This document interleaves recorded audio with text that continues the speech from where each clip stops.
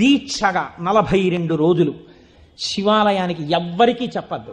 ప్రదోష వేళలో వెళ్ళి శివ ప్రదక్షిణం చేసి మీరు ఏమీ చెప్పకండి. మీరు చెప్పగలిగినంతసేపు శివాలయం అరుగు మీద కూర్చుని శివ శివ శివ శివ శివ శివ ఇదొకటే.